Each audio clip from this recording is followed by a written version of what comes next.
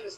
Қазақстанда 18 миллион халық бар. 18 миллионнан мысалы біз қазір жастар жарайды, бізден үлгі алатын, бізден кішкентай мысалы біздің іні қарындастарымыз, іні сіңілдеріміз болуы мүмкін.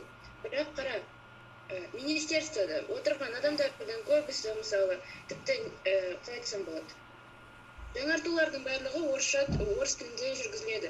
Тіпті Нұрсұлтан Назарбаевтың өзі барлық өзінің жарлықтарын бірінші орыс тілінен бастырған. Ол шындық нәрсе. Және де қазіргі таңда мысалы біз үлгі алатын, бізден үлкен старшее поколение дейді ғой, депутаттардың өзі де орысша сөйлейді, оны өзің білесің.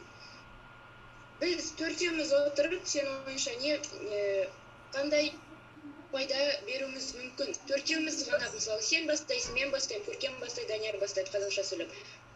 Қалғанына ол қызық емес.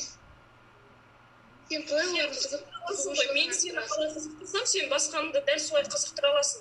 Сол бүгін 4-еуінен басталса, ертең 8 болады, одан кейін 16 болады, күннен күнге солай көбейе береді. Бүгінгі күні сен мысалы қазақша сөйлеп бастасаң, ол депутаттар да бір күні кетеді, ал орнына мүмкін сен депутат болып баратын шығарсың. Сол кезде сенің де қолыңда болады ғой, қазақша сөйлей аламын мен қазақша сөйлесем, басқа депутаттар маған қарап қазақша сөйлейтін шығар.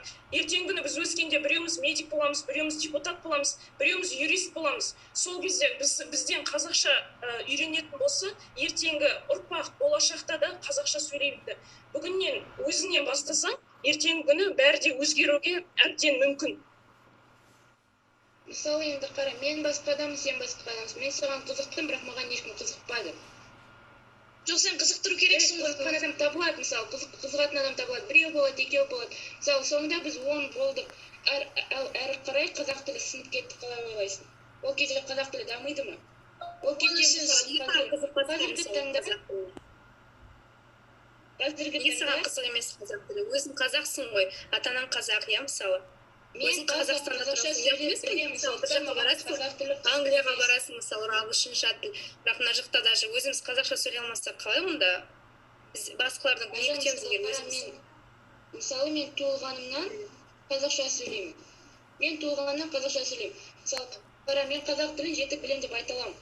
Бірақ мен осы қазақ тілімен шектеліп қана қоймаймын. Қазақстанда тек қана қазақ тілі ғана даму керек деп, мен қазақ тілімен ғана шектеліп қоймаймын. Мысалы, тіпті осы жерде отырған барлық қатысушылар, көрермендер ешқайсысы таза қазақша сөйлемейді, барлығы орысша араластырады. Оны сен жоққа шығара алмайсың, мысалы. Сен Қазақстанға сонда мынадай өзіңнің үлесін қосып жатсың, иә? Қазақ тілін ғана емес, сен сонда орыс тілін де бірге дамытып жатсың, иә? Сен соны айтқың келіп тұр ма маған? Иә. Сонда неге тырыспасқа? Мысалы, біз тырысып көруіміз мүмкін. Біз бірақ таза қазақша сөйлей алмасақ та біз тырысып жатырмыз ғой. Тырысқанды Фариза, сен айтып жатқаның дұрыс енді.